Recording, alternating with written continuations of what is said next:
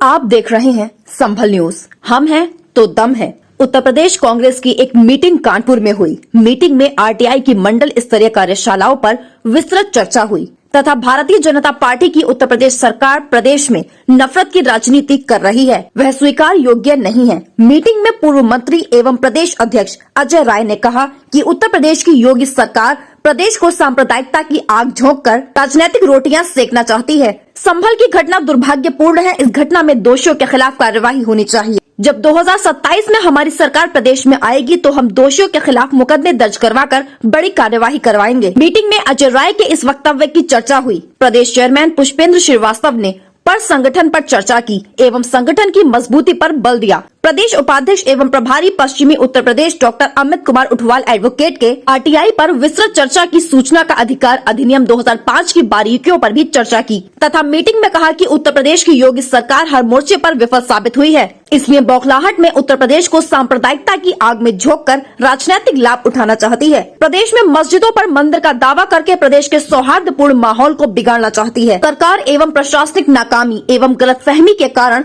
संभल को सांप्रदायिक रंग देने की कोशिश की गई, लेकिन संभल की जनता ने समझदारी का परिचय देते हुए संभल को सांप्रदायिक रंग देने के प्रयास को पूर्ण रूप से विफल कर दिया। संभल इन हिंदू एवं मुस्लिम सौहार्दपूर्ण माहौल में रहे हैं। संभल में गंगा जमनी तहजीब कायम है। जनता अब योगी सरकार के बहकावे में नहीं आएगी। मीटिंग में मुख्य रूप से रमेश श्रीवास्तव, देवेश मणि त्रिपाठी, तनवीर अहमद, सजल तिवारी, रामानंद राजपूत, अयूब अंसारी आदि लोग शामिल हुए। प्रदेश चेयरमैन आदरणीय पुष्पेंद्र श्रीवास्तव जी, रामानंद राजपूत जी और यहाँ मीटिंग में उपस्थित आरटीआई एक्सपर्ट देवेश मणि त्रिपाठी जी, तनवीर अहमद जी और यहाँ उपस्थित आरटीआई विभाग के तमाम पदाधिकारीगण का हार्दिक स्वागत, हार्दिक अभिनंदन। उत्तर प्रदेश में आरटीआई विभाग द्वारा प्रत्येक मंडल में आरटीआई वर्कशॉप का आयोजन किया जा रहा है, जिसकी कड़ी में आज हम कानपुर मंडल की वर्कशॉप में हैं। जब हम अभी आए थे तो यहाँ पर हमारे प्रभारी उपाध्यक्ष महोदय ने कहा था कि संख्या कम है, तो उस पर मुझे कहना है हमें सुनने वाले 100 नहीं, करने वाले 10 चाहिए, तो कार्रवाई। रही बात, मैं क्योंकि आदरणीय चेयरमैन साहब ने कहा कि संभल की वस्तुस्थिति से अवगत कराना है, तो मैं अपनी बात को 3 पार्ट में रखूंगा। सबसे पहले हम आरटीआई पे चर्चा करेंगे, उसके बाद संगठन पे चर्चा करेंगे, उसके बाद तीसरे पे हम संभल पे चर्चा करेंगे। साथियों, आरटीआई के संबंध में बता दूं कि भारत के कॉन्स्टिट्यूशन की आर्टिकल 19 में सूचना का अधिकार का जिक्र है, लेकिन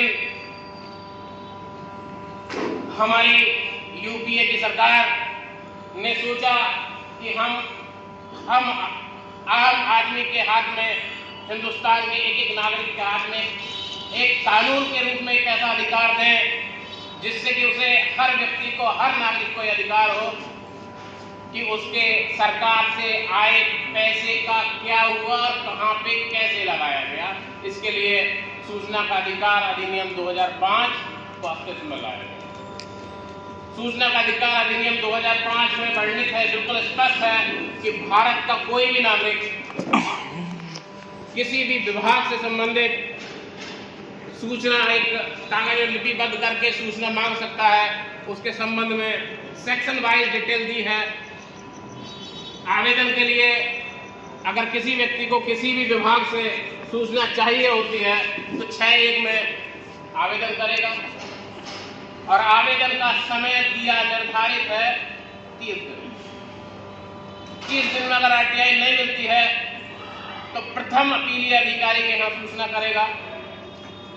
उसकी लिमिट भी है 30 डेज और उसके बाद भी सूचना नहीं मिलती है तो जो व्यक्ति है, अगर डिपार्टमेंट केंद्र सरकार से संबंधित है तो केंद्रीय सूचना आयोग में अपील करेगा सेकंड, और प्रदेश से संबंधित राज्य सरकार से संबंधित डिपार्टमेंट है तो राज्य सूचना आयोग में अपील करेगा। उसमें बिल्कुल स्पष्ट है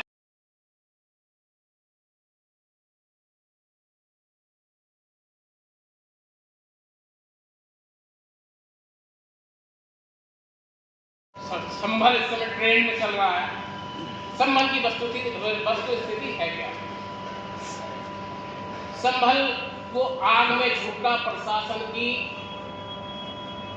नासमझी, संभल को आग में झोंका सरकार के दुष्चक्र में। सरकार, क्योंकि सरकार के पास अब बचा नहीं, सरकार को चुनाव लड़ने के लिए अयोध्या खत्म हो चुका है, लेकिन नई चीज चाहिए। और पश्चिम उत्तर प्रदेश में संभल से बढ़िया कोई जगह है क्या? वहां पर एक सिविल पिटीशन आया। सिविल पिटीशन क्या है? एक व्यक्ति है, उन्होंने पिटीशन किया सिविल कोर्ट में कि जो ये जामा मस्जिद है ये पूर्व में हरिहर मंदिर था। पिटीशन आया, पिटीशन कोई भी ला सकता है कोर्ट में। पिटीशन आ गया, पिटीशन के बाद सरकार ने और वहां के प्रशासन ने, जब वहां पे सीधी बात है सिविल कोर्ट में, सिविल में बात आएगा तो वहां पर एडवोकेट कमीशन जारी होता है, कोई नई बात नहीं। एडवोकेट कमीशन के लिए आदेश हुआ, एडवोकेट कमीशन वहां गया। प्रशासन की सबसे बड़ी गलती थी कि दोनों पक्षों को, जैसे पहले तमाम बैठकें और तमाम चीजें होती हैं, जैसे कोई धार्मिक अनुष्ठान होना है, कोई त्योहार होना है, तो शांति समिति की बैठक बुलाई जाती है, दोनों पक्षों को बुलाया जाता है। तो प्रशासन को चाहिए था कि दोनों पक्षों को एक दिन पहले बुलाते कि एक ऐसे करके पिटीशन आया है, एडवोकेट कमीशन जारी हुआ है, एडवोकेट कमीशन वहां का मुआयना करेगा और वहां की रिपोर्ट कोर्ट में देगा, आपको मौका मिलेगा दूसरा पक्ष भी अपना पक्ष रखे और कोर्ट का जो डिसीजन होगा वो माना जाएगा। लेकिन प्रशासन ने ऐसा ना करके एक नई हवा दी और कहा कि एक कमीशन, एडवोकेट कमीशन आ रहा है, वो सर्वे करेगा। सर्वे और एडवोकेट कमीशन में जमीन आसमान। सर्वे का मतलब होता है, जैसे उन्होंने कहा सर्वे होगा तो लोगों को लगा सर्वे जैसे ज्ञानवापी में सर्वे हुआ है उस टाइप से सर्वे होगा। सर्वे का काम एडवोकेट कमीशन का नहीं होता, सर्वे का काम ASI का होता है। ये तो प्राइमरी स्टेज प्रैक्टिस था। वो सर्वे के नाम पर दूसरी चीज एक और है, वो सर्वे की टीम को आपने सुबह को बुला लिया 6 बजे। क्यों 6 बजे का एडवोकेट कमीशन का क्या काम होता है? और जब र्यूमर इस तरह की र्यूमर चलती है, प्रशासन ने उस र्यूमर को रोकने का काम नहीं, मतलब प्रशासन उस र्यूमर को रोकने का काम करता, संबंध को आगे नहीं करता। दिक्कत है इस इंसिडेंट में 5 लोगों की जान गई, तमाम नुकसान हुआ, प्रशासन के अधिकारी भी चोटिल हुए, पुलिस के लोग भी चोटिल हुए, एक प्रशासनिक अधिकारी का पैर फ्रैक्चर हुआ, गोली भी चली, लाठी भी चली, सब कुछ चला। तो क्या था? केवल सरकार की सरकारी मशीनरी की नासमझी की वजह से संभल को आग में जलाया। और इसका तमाम राजनीतिक लोग और इनके लोग, तमाम लोग उसका लाभ लेकर संभल को हिंदू मुस्लिम की राह में झोंकने का काम करने की कोशिश कर रहे हैं, जबकि संभल में ऐसा कुछ नहीं।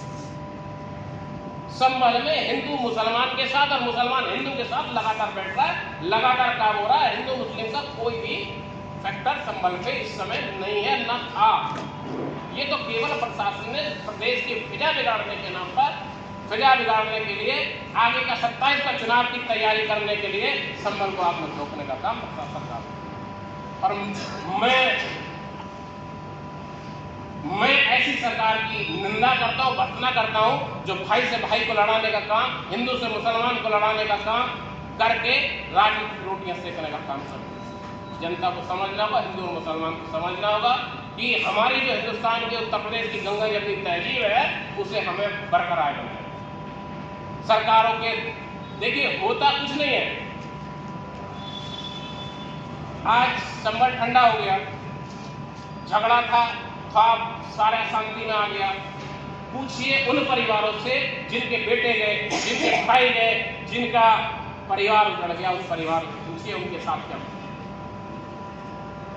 और मैं तो यही संदेश देना चाहूंगा कि आने वाले समय में सरकारों के कुचक्कर को, दुष्परिणाम को, दुष्प्रयास को विफल करने का काम करना चाहिए। और हमें इस सरकार की नाकामियों को सामने रखते हुए आने वाले समय में अपनी उत्तर प्रदेश में सरकार बनाने का काम करना चाहिए। इसी के साथ मैं और हाँ, एक चीज़ और एक और अनाउंस करने का मुझे अभी निर्देश हुआ था कि जिस समय आरटीआई सूचना का अधिकार टास्क फोर्स होता था, उस समय सूचना का अधिकार टास्क फोर्स की एक मासिक पत्रिका निकलती, जिसमें हमारे तमाम आरटीआई एक्टिविस्ट और आरटीआई एक्सपर्ट के उस पर तमाम आर्टिकल आते थे और हमारे जो कार्यकर्ताओं ने आरटीआई लगाई, उनके जो जवाब आए हैं उन्हें भी लिपिबद्ध करके उसे प्रकाशित कराया जाता है।